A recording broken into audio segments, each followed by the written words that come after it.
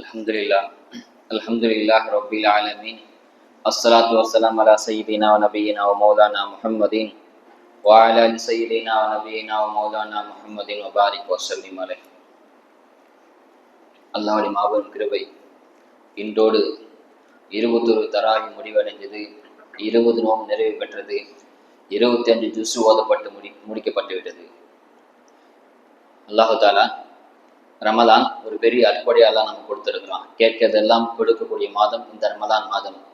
கண்மணி நாயகம் ஸல்லல்லாஹு அலைஹி வஸல்லம் இந்த ரமலான் மாதத்தை 3 10 பிரிச்சிருக்கிறாங்க. முதல் 10 ரஹ்மத்துடைய 10, அல்லாஹ்வுடைய ரஹ்மத் பெறக்கூடிய 10 என்பதாகவும், இரண்டாம் 10 மகஃபிரத்துடைய 10, அல்லாஹ்வுடைய மன்னிப்பு பெறக்கூடிய 10 என்பதாகவும், மூன்றாவது 10 நரக விடுதலை பெறக்கூடிய 10 என்பதாக ஸல்லல்லாஹு அலைஹி வஸல்லம் சொல்லியிருக்கிறாங்க. நம்மள்கிட்ட ரஹமத்துடைய 10 போயிடுச்சு, மகஃபிரத்துடைய 10 போயிடுச்சு. இப்ப நம்ம நரக விடுதலை பெறுவதற்கான 10ல நம்ம இருக்கிறோம். இந்த மாசத்துல முந்தைய 20 நாள்ல செஞ்ச அமல இந்த கடைசி இருக்க 10 நாள் அதிகமா செய்யணும். ஏன்னா இந்த நரக விடுதலை எல்லாத்துக்குமே ரொம்ப முக்கியம். அல்லாஹ்வோட ரஹமத்து வாங்கியாச்சு, மகஃபிரத் பெற்றாச்சு, அடுத்து நரக விடுதலை. ரமலான் மற்ற 11 மாதத்துல செஞ்ச அமலை விட ரமலான் மாதத்துல அதிகமா அமல் செய்வோம். ரமலான் மாதத்துல மற்ற 20 நாள் செஞ்ச அமலை விட கடைசி 10 நாள்ல அதிகமா அமல் செய்யணும். ஏன்னா இந்த கடைசி 10ல தான் அல்லாஹ் தஆலா லைலத்துல் கத்ர் இரவு அல்லாஹ் வச்சிருக்கிறான். இன்னும் ரமலான்ல முழு ஒரு மாசம் ஃபுல்லா நோன்பு வச்சதுக்குரிய கூலி இந்த ரமலான் கடைசி 10ல தான் அல்லாஹ் வச்சிருக்கிறான். இந்த மாதிரி நிறைய சிறப்பு இந்த 10ல தான் வச்சிருக்கிறாங்க. அதனால அல்லாஹ் தஆலா இந்த 10ல அதிகமா ஸல்லல்லாஹு அலைஹி வஸல்லம் சொல்லி இருக்கிறாங்க. ஒரு துவா சொல்லி இந்த துவா அதிகமா ஓதுங்க. அல்லாஹும்ம ஆத்திகனா மினன் நார், யா அல்லாஹ் நரகத்திலிருந்து பாதுகாப்பு கொடு, வ அத்கில்னா ஜன்னத யா ரப்பல் ஆலமீன், யா அல்லாஹ் இந்த சொர்க்கத்துள்ள நுழைவை என்பதாக இந்த துவாவை அதிகமா ஓதுவோம். அல்லாஹும்ம ஆத்திகனா மினன் நார் வ அத்கில்னா ஜன்னத யா ரப்பல் ஆலமீன். இந்த துவா போர்டில் எழுதி போடப்பட்டிருக்கு. அதிகமா இந்த துவா ஓதுங்க. ஸல்லல்லாஹு அலைஹி வஸல்லம் கேட்கிறாங்க, ஐஷா ரலியல்லாஹு ஸல்லல்லாஹு அலைஹி வஸல்லம் கேட்கிறாங்க, நாயகமே லைலத்துல் கத்ர் எதுல இருக்குன்னு கேட்கும்போது ரமலான் மாதத்துல எங்க இருக்குன்னு கேட்கும்போது கடைசி 10ல. கடைசி 10ல எதுல அப்படின்னு கேட்கும்போது ஒற்றைப்படி இரவுல இருக்குது என்பதாக ஸல்லல்லாஹு அலைஹி வஸல்லம் பதிலளித்தாங்க. அப்ப லைலத்துல் கத்ர் இரவு எது என்பதாக எனக்கு தெரிஞ்சிச்சுன்னு சொன்னா நான் என்ன துவா ஓத நாயகமே என்பதாக ஐஷா ரலியல்லாஹு அன்ஹா கேட்க ஸல்லல்லாஹு அலைஹி வஸல்லம் பதில் சொல்றாங்க, அல்லாஹும்ம இன்னக அஃபூன் துஹிப்புல் அஃப்வ வஅஃபு அன்னா, யா அல்லாஹ் மன்னிப்பவனே, மன்னிப்பதை விரும்பக்கூடியவனே, என்னை மன்னிச்சிடு அப்படின்னு துவாவை அதிகமா ஓத சொல்லியிருக்காங்க.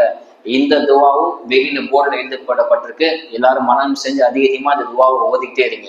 எல்லாம் நீ மன்னிக்க கூடியவன், மன்னிப்பதை விரும்பக்கூடியவன், எனவே நான் மன்னிச்சுன்னு துவா அதிகமா ஓதும். ஏன்னு சொன்னா இந்த கடைசி 10 ரொம்ப முக்கியமான 10. ஏதோ 20 நாள் நம்மளை விட்டு போயிடுச்சு, இப்பதான் வந்த மாதிரி போயிடுச்சு. இந்த 20 நாள் மாதிரி இந்த 10ல எல்லாம் அதிகமா அமல் செய்யுங்க. குரான் அதிகமா எடுத்து ஓதுங்க. குரானோட வசனத்தை பாருங்க. இன்னைக்கு ஓதப்பட்ட 25 ஜுஸ்ல நிறைய சூரா ஓதப்பட்டுச்சு. அதுல குறிப்பா ஒரு சூரா துஹான் அப்படின்னு ஒரு சூரா ஓதப்பட்டுச்சு. அந்த சூறாக்கு பேரு துஹான். துஹான் சொன்னா புகைன்னு அர்த்தம். அதுல கடைசி பக்கத்துல பாத்தீங்கன்னு சொன்னா அந்த தஃப்சீர் குரான் ஓதுறீங்க இல்லையா, கூடவே தமிழ் அர்த்தத்தை பாருங்க. அல்லாஹ் தஆலா குரான் அவ்வளவு இலக்கிய நாயகமா அவ்வளவு சொல்லியிருக்கான். நரகத்தை பத்தி அவ்வளவு வேதனை இந்த துஹான் சூறா சொல்லியிருக்கான்.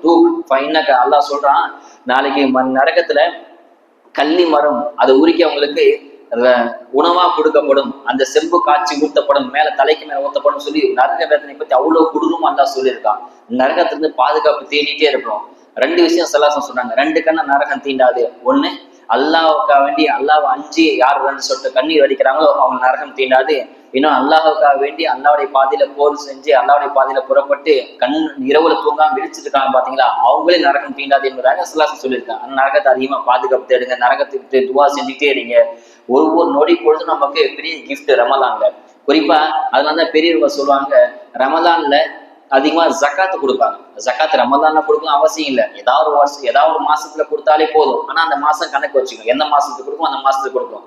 சில பேர் ரமலான்ல கொடுப்பாங்க. ஏன் ரமலான்னு சொன்னா இந்த நரக விடுதலை பத்தி பெற்று தரும். இன்னும் ரமலான்ல அதிகமா நன்மை பெறும். சஹ்ருல் உலாஃபா, இந்த மாசத்துக்கு பேரு இரட்டிப்பாக தரக்கூடிய மாசம் அப்படின்னு சொல்லுவாங்க. அதாவது ஒரு அமல் செஞ்சா 1க்கு 10, 10 × 10 100, 100 × 100 அப்படி பெருக்கல் தொகை அல்ல பன்மடங்கா தரான். அதிகமா நன்மை அல்ல கொட்டி தரான். ஆனா ஜக்காத்து கொடுப்பாங்க.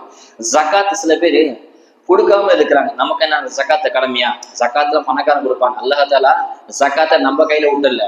ஜக்காத்தும் சரி, சொத்தும் சரி, சொத்து வாரிசு சொத்துன்னு சொல்லுவாங்க தெரியா, இது அல்லாஹ் தானே தான் கட்டுப்பாடுல வச்சுக்கிட்டான். மனுஷன் கையில கொடுக்கல. ஜக்காத்து பணக்காரங்க கொடுங்க அப்படின்னு பொதுவா ஒரு சட்டம் போட்டான்னு வைங்களா, நம்ம என்ன நினைப்போம், நம்மளோட பெரிய பணக்காரா இருக்கான், அவன் கொடுக்கட்டும், அவனுக்கு 2 வீடு இருக்குது, அவன் பெரிய பைக் வச்சிருக்கான், அவன் பெரிய பணக்காரன், அவன் கொடுக்கட்டும் அப்படின்னு. அவனை போய் கேட்ட சொன்னா நான் என்னங்க பணக்காரர், என்னோட பெரிய பணக்காரனா இருக்கேன் அப்படின்னு சொல்லுவான். அப்படியே மேல மேல கை காமிச்சதே போவாங்க, தான் பணக்காரன்னு ஒத்துக்கவே மாட்டாங்க. அதனால அவனே நிசாப்பை கொடுத்துட்டான், கணக்கு கொடுத்துட்டான். அந்த மாதிரி சொத்துரிமை சட்டமும் நான் சம்பாதிச்சதெல்லாம் என் பிள்ளைக்கு தான் சேரணும் அப்படின்னு கிடையாது. அல்லாஹ் சொல்ற மாதிரி தான் சொத்தை பிரிக்கணும். இது ரெண்டு அல்லாஹ் அவன் கட்டுப்பாட்டுல வச்சுக்கிட்டான். ஜக்காத்து கொடுத்தா நினைக்கும் சொன்னா அல்லாஹ்ல 5 விஷயத்த சொல்றான். ஜக்காத்து கொடுத்தீங்க சொன்னா ஜக்காத்தை பத்தி உயர்வு கிடைக்கும். ஜக்காத்து இந்த விஷயம், ஜக்காத்து கொடுத்தா அவங்க உயர்வு கிடைக்கும், இன்னொன்னு வளர்ச்சி கிடைக்கும், நல்ல அமல்கள் கிடைக்கும், பரக்கத்து கிடைக்கும் என்பதாக அல்லாஹ் சொல்றான். இப்ப ஜக்காத்து கொடுத்தா அதிகமா நன்மை எல்லாம் சொல்றான். ஜக்காத்து கொடுக்காம இருந்தா நடக்கும்னு சொன்னா ஹதீஸ்ல வருது, யார் ஜக்காத்து முறையாக கொடுக்கலையோ அவங்களுக்கு தீராத நோய் வருமா. எந்த நோயை? நீங்க ஜக்காத்து கொடுக்கலன்னா அல்லாஹ் அது எப்படியாவது வெளியாக்கிடுவான். ஒரு வருஷத்துக்கு ஜக்காத்து நீங்க கொடுக்கலன்னு சொன்னா அது என்ன அளவோ அந்த அளவு காசு அல்லாஹ் வந்து வெளியாக்கிடும். திடீர்னு போயிட்டே இருப்பீங்க, ஏதாவது ஒரு ஹார்ட் அட்டாக் வந்து டக்குன்னு ஹாஸ்பிட்டல் போனா 8 லட்சம் 10 லட்சம் பில்லு போட்டுருவாங்க. நீங்க கொடுக்க வேண்டிய ஜக்காத் அல்லாஹ் வெளியாக்கிடும். அது உங்களுக்கு தெரியாது. திடீர்னு குடும்பத்துல பிரச்சனை வரும், கடன் வந்துடும், தொழில நஷ்டம் வந்துடும். அந்த ஜக்காத்தோட கணக்கை பணத்தை அல்லாஹ் வெளியாக்கிடும்.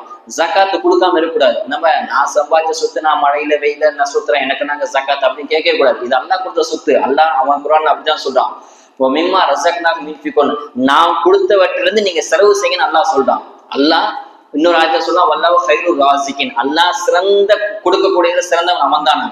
அல்லாஹ் கொடுப்பான்னு சொன்னாலே சிறப்பா தான் கொடுப்பான். எப்படி சொல்றான்? சிறந்த கொடுக்கக்கூடியவன்னா அவன் சிறப்பா கொடுப்பான். எப்படி கொடுப்பான்? நீங்க அல்லாஹ்க்காக வேண்டி கொடுத்தீங்க சொன்னா அல்லாஹ் பன்மடங்கு உங்களுக்கு மறுமையில கொடுப்பான். நீங்க கொடுக்காம ஒளிச்சு வச்சீங்க, நமக்கு தான் ஜக்காத்தியா தெரிய போகுது, நம்ம ஏழைதான் பார்த்தோம், பாறையில ஏழையா தான் இருக்கும், அப்படி கொடுக்காம நீங்க சொன்னா அல்லாஹ் அதையும் சொன்னா வல்லாஹு கைருல் மாக்கிரீன், நான் பெரிய சூழ்ச்சியாளர். நீங்க மோசடி செய்யறீங்க, ஒளிச்சு வச்சீங்க சொன்னா நான் அதையும் கண்டுபிடிப்பேன். வல்லாஹு கைருல் மாக்கி, நான் சூழ்ச்சியாளருக்கெல்லாம் பெரிய சூழ்ச்சியாளர், அதுலயும் சிறப்பா நான் செய்வேன் நல்லா சொல்றாங்க. நான் ஜக்காத்து கொடுக்கணும். ஜக்காத்து கொடுக்காம நிறைய பேர் இருந்தாங்க. சஹாபாக்களா இருந்தாலும் ஒரு சாலபா ரலியாலும் பெரிய சுத்தக்காரா இருந்தாரு, ஜக்காத்தை கேட்டாங்க, முறையா கொடுக்கல. இந்த விஷயத்த நான் சும்மா பாயில தெளிவா பேசிருப்பேன், யூடியூப்ல கேட்டு பாருங்க. ஜக்காத்தை பத்தி நீங்க தெளிவா பேசியிருக்க. சாலபா ரலியாலும் அப்படின்னு ஒரு சஹாபி பெரிய சொத்து கொடுத்துட்டாங்க. ஒண்ணுமே இல்லாம ஏழை பரம ஏழையா இருந்தாரு, போட்டுக்க துணி கிடையாது, சாப்பாடு கிடையாது. அவரு சல்லல்லாஹு ஒரு ஆட்டை கொடுத்து துவா செஞ்சாங்க, இந்த ஆட்டுல பறக்க செய்யணும். அந்த ஆடு பெரிய பண்ணையாச்சு, பெரிய மந்தையாயிடுச்சு. ஊரை விட்டு வெளியில போனார், மதினாக்குள்ள வெளியில போனாரு. 5 வேளை தொழுகைய 2 வேலை ஆக்குனாரு, 2 வேளை தொழுகைய 1 வேலை ஆக்குனாரு. கடைசியில 5 வக்து தொழுகை விட்டுட்டாரு, சும்மா மட்டும் தொழுகு வந்தாரு.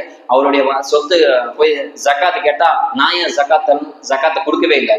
கடைசியா ஒரு நிலைமையை புரிஞ்சுது, ஜக்காத்து ஓடி வர சலாசன் ஜக்காத்தை வாங்கல. சலாசன் வஃபாத் ஆயிட்டாங்க. அபூபக்கர் காலத்துல ஜக்காத்தை கொடுக்க வராது, ஜக்காத்தை வாங்கல. அபூபக்கர் சலாசம் வாங்க, ஜக்காத் நான் வாங்க மாட்டேன் அப்படின்னு சொல்லிட்டார். அபூபக்கர் முடிஞ்ச பிறகு உமர் ஆட்சிக்கு வராங்க. உமரும் ஜக்காத்தை வாங்கல. கடைசியா எப்படி மௌத்தா போனான்னு சொன்னா பெரிய நோய் வந்து அவர் சொத்தெல்லாம் அழிச்சு செலவு செஞ்சாரு. அப்படியே அதே நோயில மௌத்தா போனாரு. கடைசியா ஒண்ணுமே இல்லாம ஆண்டியா மௌத்தா போயிட்டாரு. பெரிய பணக்காரா இருந்தாரு, ஒண்ணுமே இல்லாம ஆண்டியா மௌத்தா போனாரு. மதினாவுக்கு வெளியில அவருடைய கபரு இன்னமும் இருக்குது. அந்த அளவுக்கு சஹாபியாவே இருந்தாலும் ஜக்காத்து கொடுக்கலாம் நிலைமை ரொம்ப மோசமா இருக்கும் என்பதாக சொல்லி கேட்டாங்க. அல்லாஹ் சுப்ஹானஹு வ தஆலா முறையாக கணக்கு போட்டு ஜக்காத்தை கொடுங்க, நரக விடுதலை பெறக்கூடிய இந்த 10 அதிகமா நரகத்தை விட்டு துவா செய்யுங்க. அல்லாஹ் நம்ம அனைவரையும் நரகத்திலிருந்து அல்லாஹ் பாதுகாப்பு தருவானாக. அஸ்ஸலாமு அலைக்கும் வரஹ்மத்துல்லாஹி வபரகாத்துஹு.